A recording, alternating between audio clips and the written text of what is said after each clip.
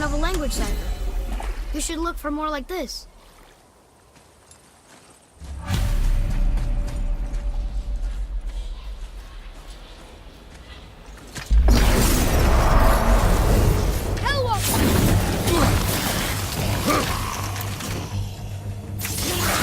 Almost there!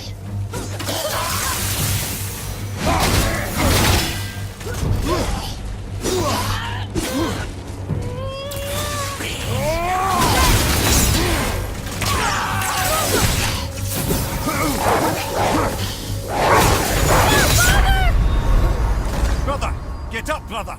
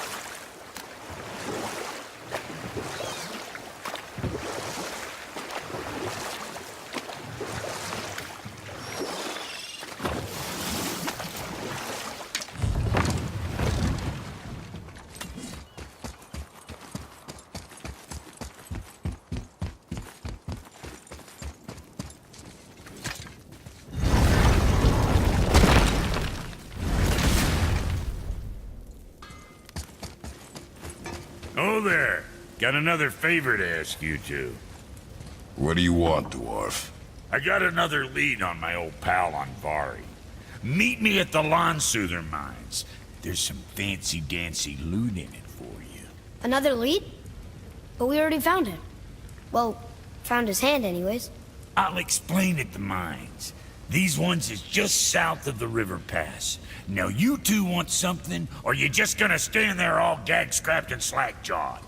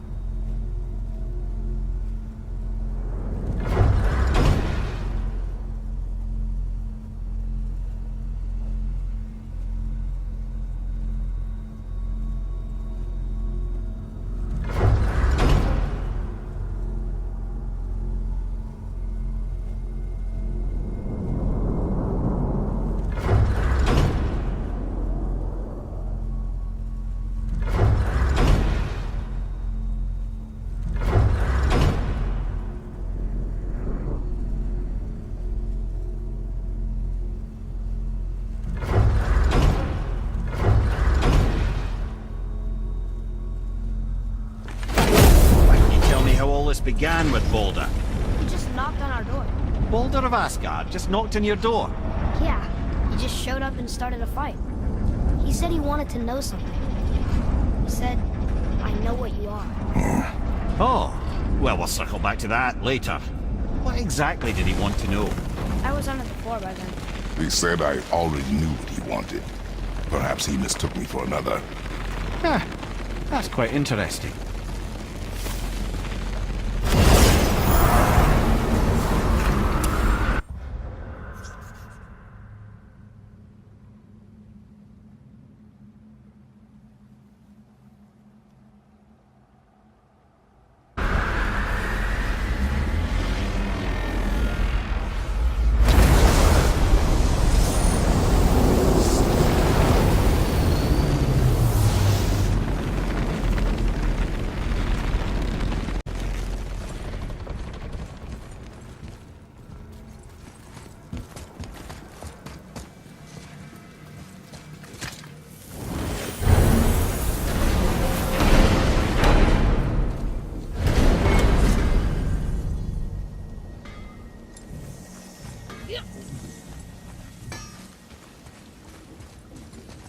You must like the heat, Brock. Heat's damned useful in my line of work. Even makes space itself more pliable. Take those magic doors you love so much. Round here they all go right to one another. No prodding from old Brock. Go up yonder and wake some up, you'll see. Getting around moose pools are cinch. As long as you don't end up cooked.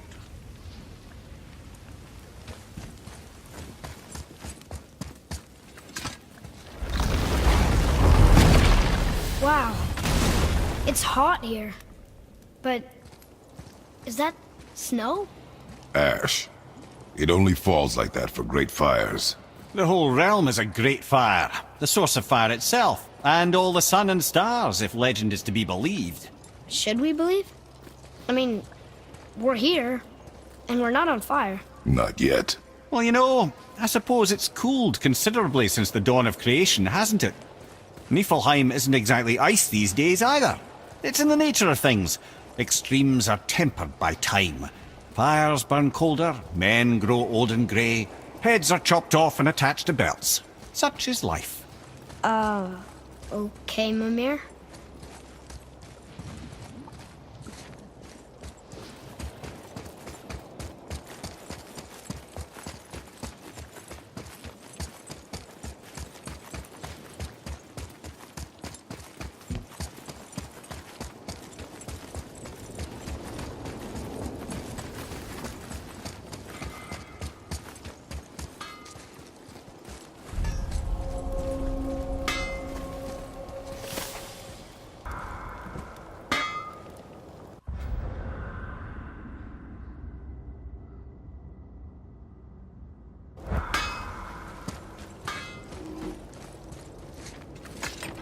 Another one here.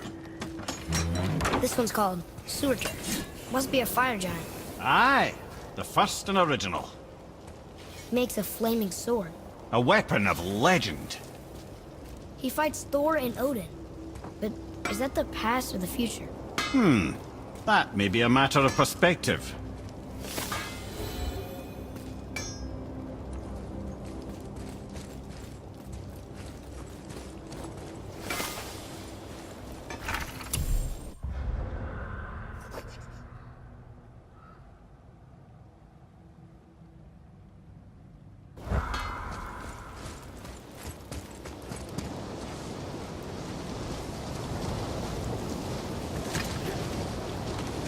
Listen.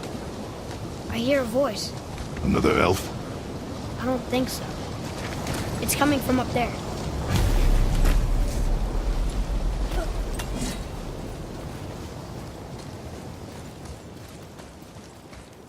The voice! It's just around this corner. Oh. It's a great big sword. It wants to know if we're ready to train?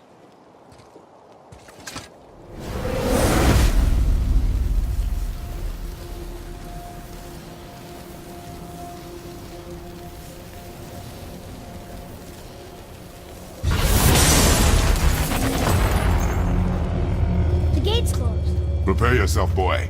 Yes, sir. Brother, right side!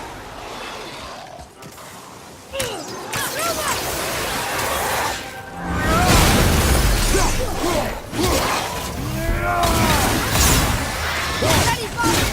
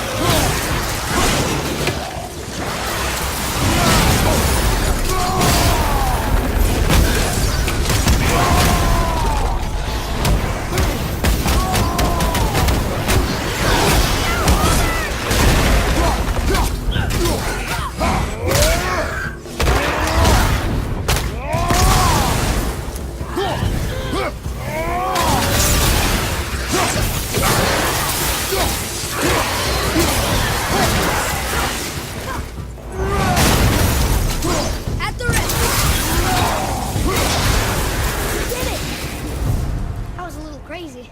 Woo! Right. Treasure time. Wouldn't it be nice to find some incense just once? The smell of brimstone gets old quickly.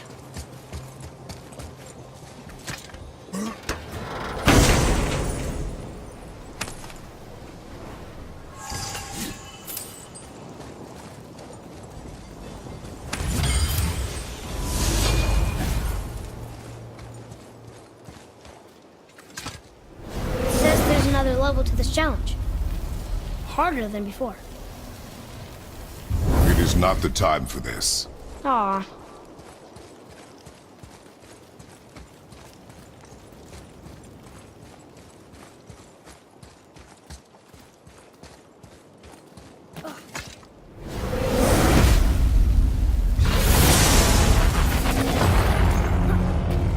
Be ready, boy. I am.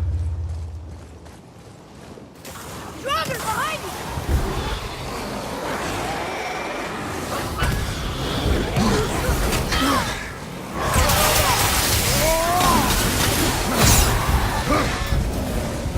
I'm not ready!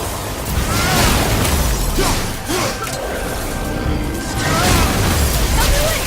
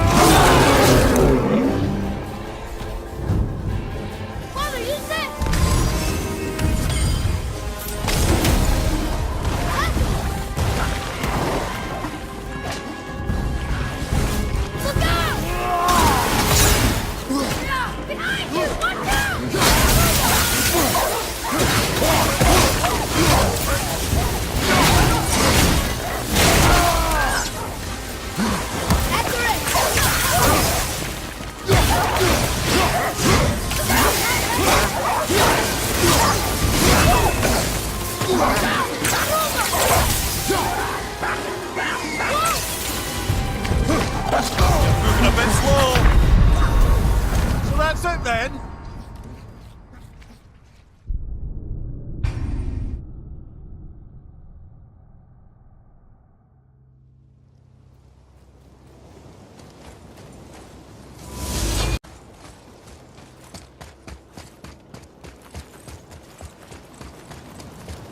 Atreus, follow me. Sorry, I got distracted.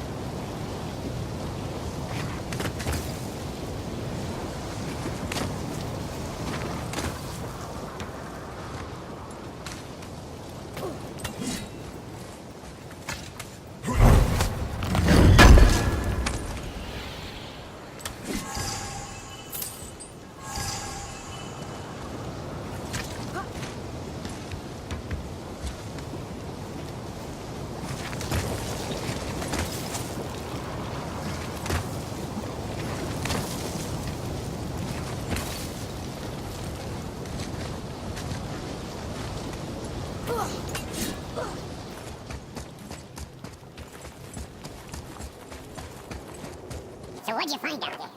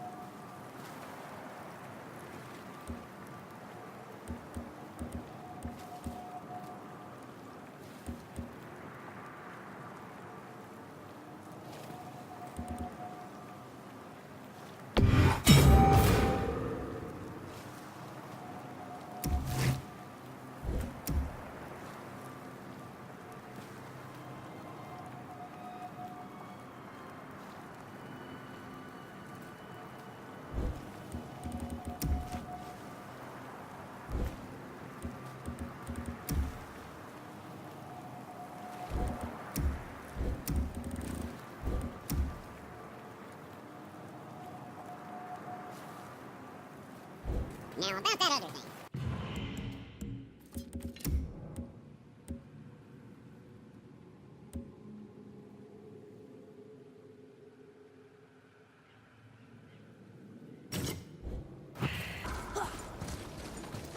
Let's get to it.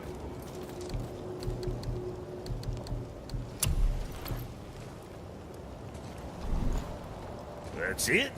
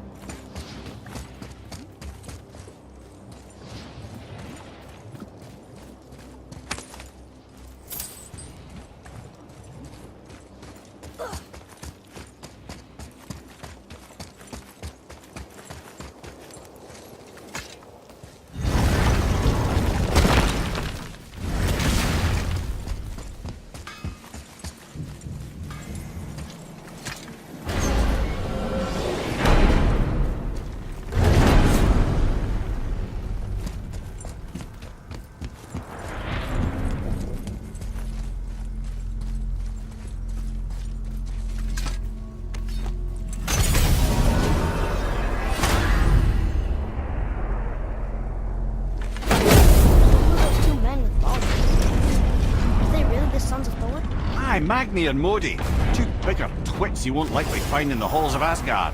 They'll do anything their uncle puts them up to. They are fools. Well, dangerous fools, to be sure. When they work together, they're formidable. But too often it's a petty competition. Terribly strong, even as children. I remember the time Gungnir the Brawler fell upon Thor. Another time, Ed.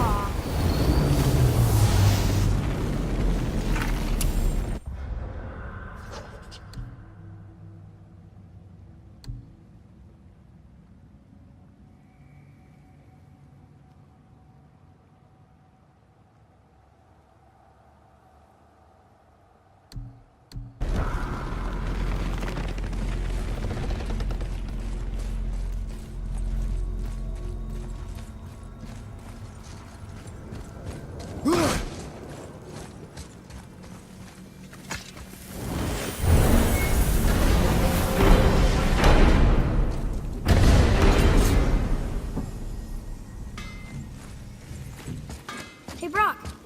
Could you take a look at this? What you got for old Brock? See, you boys ran afoul of some travelers. Or them travelers ran afoul of you, more like. Who are they? What do they want? Dunno. Oh, you ask a lot of questions. What's got you all bumfuzzled over there? Get going.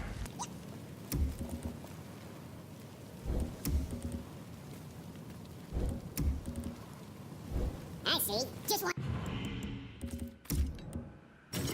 Just stare into my eyes.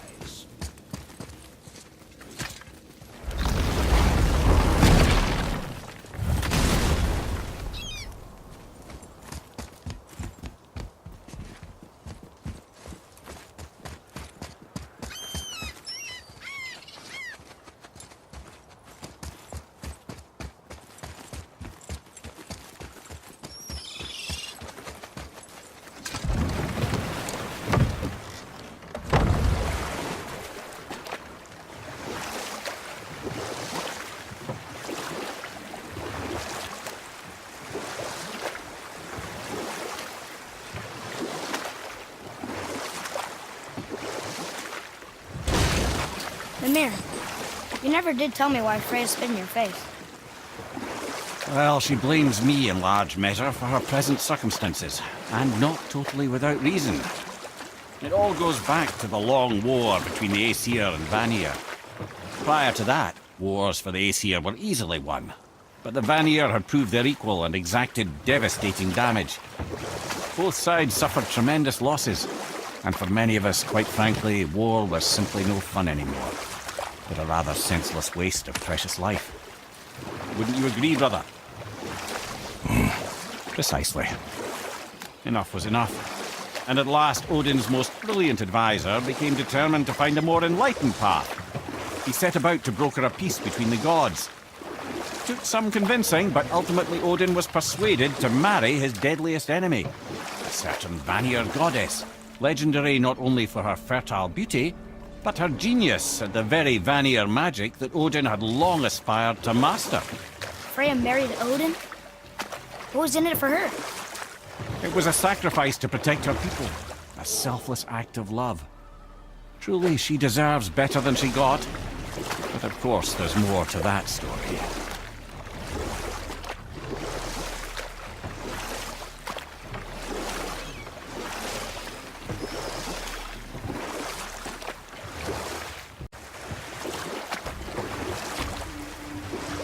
We could beach the boat here.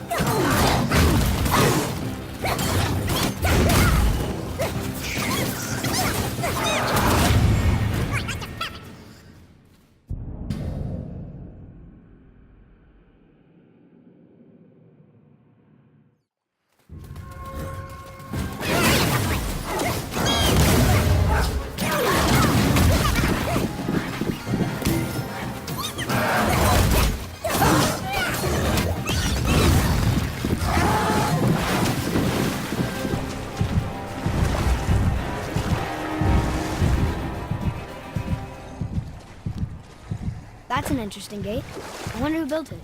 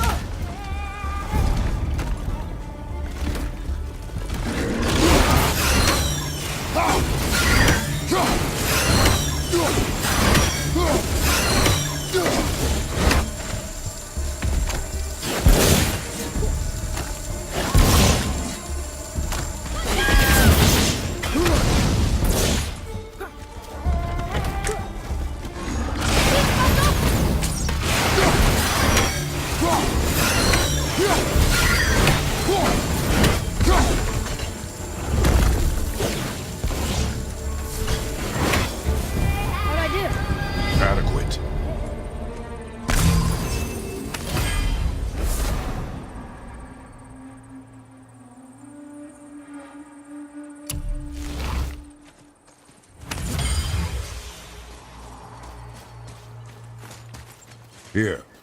Boy. Yes, sir. Treasure map. All right.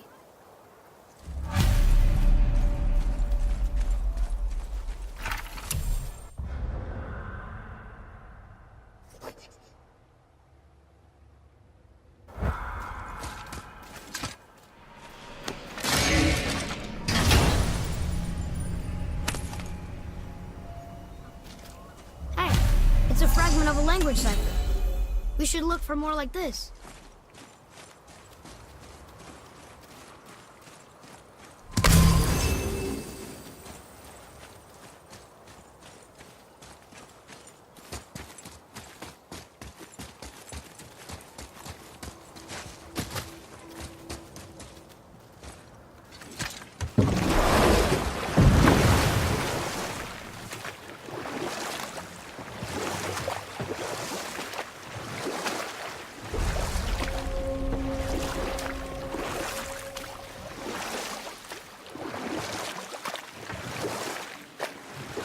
I can't believe Odin and Freya were ever married. Love and hate are more closely intertwined than you might imagine. For instance, Odin hates the giants and they him. But Thor's own mother was the giantess Fjorgun, one of Odin's great loves. So Thor's half god and half giant? Weird. Once Fjorgun was gone, lonely ages passed for Odin. And as war with the Vanir raged, I could see what he really wanted beneath his bluster. And after no small amount of convincing, Freya agreed. For a while there, he really turned on the charm. He seemed happy. He seemed interested in making her happy. He granted her so many wishes I can scarcely recall them all. The peace held, and I truly believed all had worked out better than I could have planned. But Odin's true face showed itself again in the end. Oh, he won Freya's trust, and she taught him some of her Vanir magic, another choice she would live to bitterly regret. Sadly, despite his wise counsellors' best efforts to persuade him that peace was the only true path to stave off Ragnarok, Odin never let go of his obsession with Jotunheim. The taste of Vanir magic led him to new forms of experimentation and new levels of depravity. There would be no need for regret, yes? Yeah. Maybe we should bring this to his father. Back at the storeroom.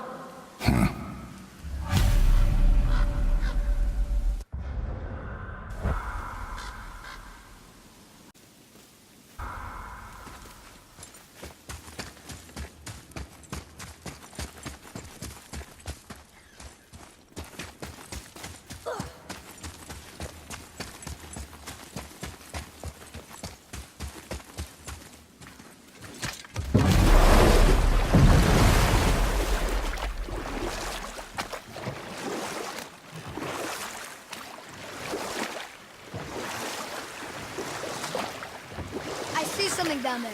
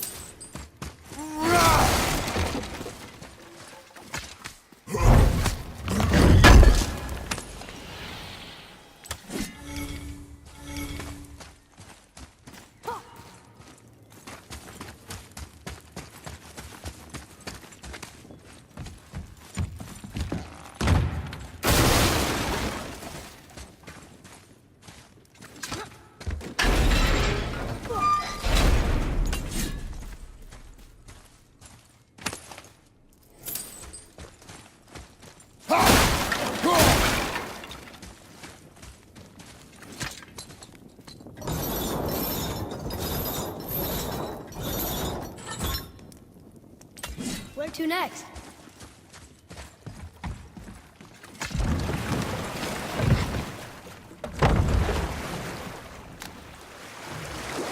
What's that down there?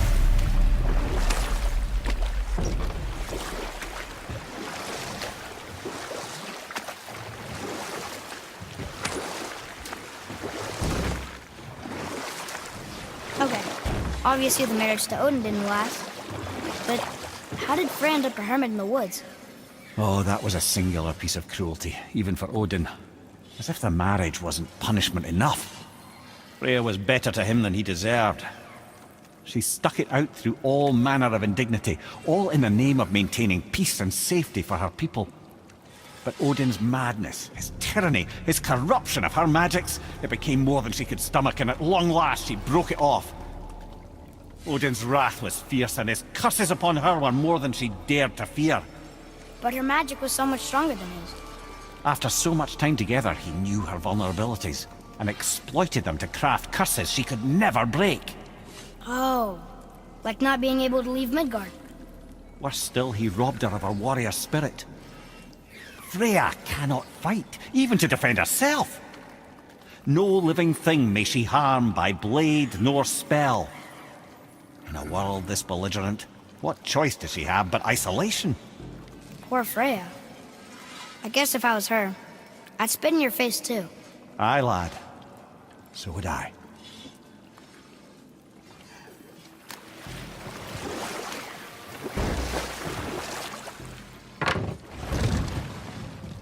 You didn't happen to find the whetstone, perchance? We found your whetstone. Oh, wonderful! This staining is unusual. The Reavers used it to smash another Reaver's face in. Oh, wonderful. Here, for your trouble.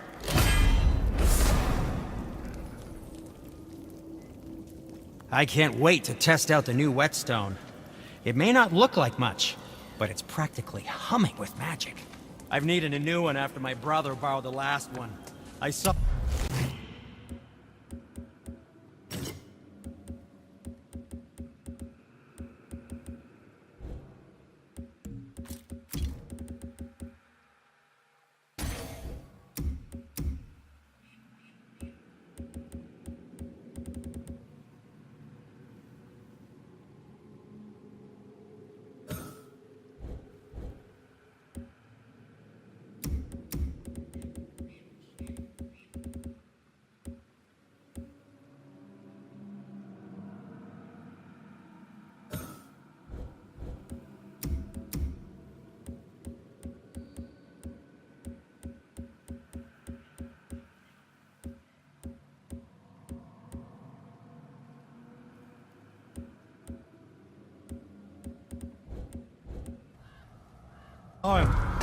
Spit on it, To lube it up! he said. I didn't ask for it back.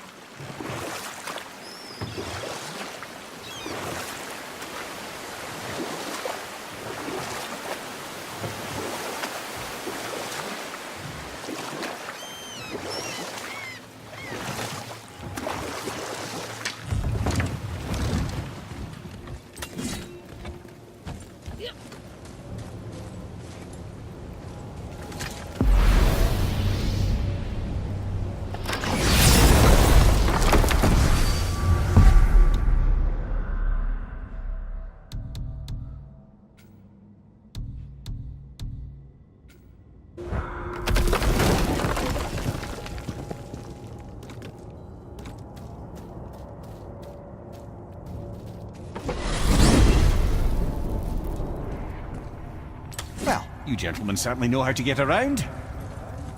So, Mimir. Seemed like maybe you know Brock and Sindri. Or the Huldra brothers. Well, who doesn't? They're quite famous, or infamous, depending on your point of view. They crafted Mjolnir, you see. Thor's hammer, the Aesir's greatest murder weapon, the bane of giant kind. They made Thor's hammer? I didn't think they'd like the Aesir. Oh, I should say not. But this was long ago, and they were eager to make a name for themselves. Rather overdid it with that one, methinks. Whoa.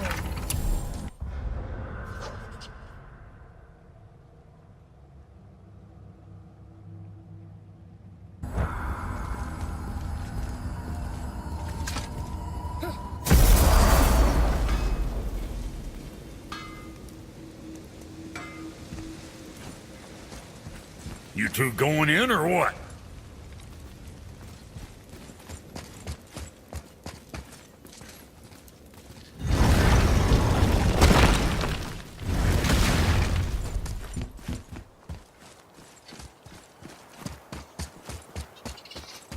Atreus, here!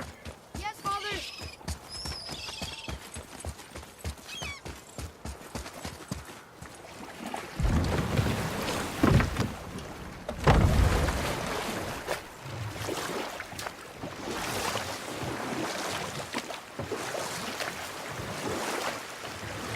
I still can't believe he ate it.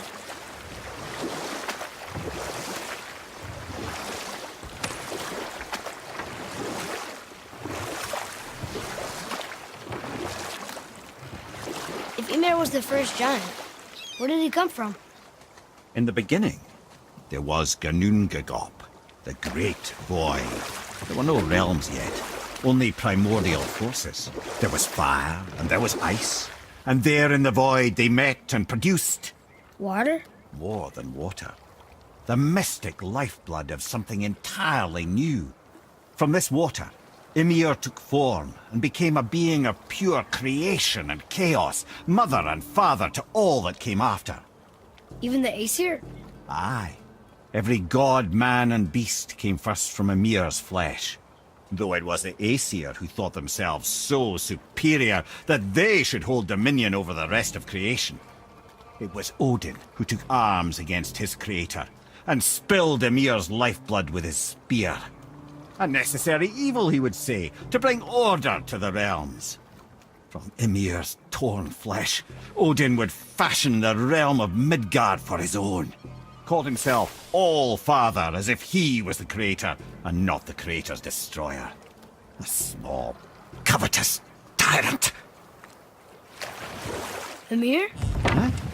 Oh, sorry, boy. You know, I think it best we just end it there, actually.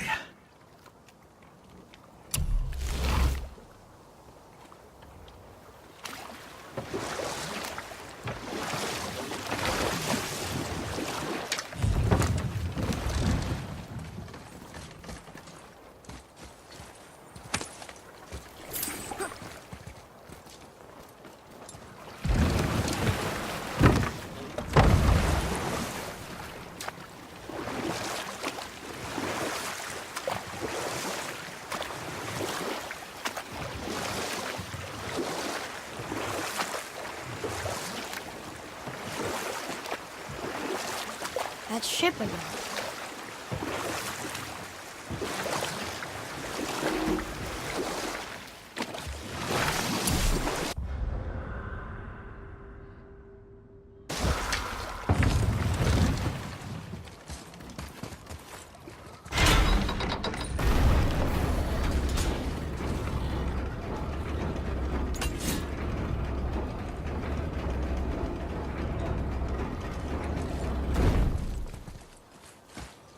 Tyr's braziers, a symbol of the light that binds all realms together. Why would he use those strange runes, though? Now you mention it, he wouldn't.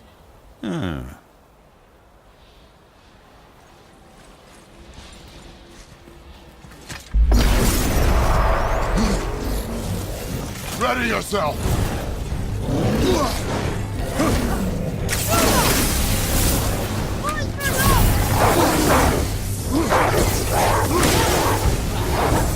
Ready?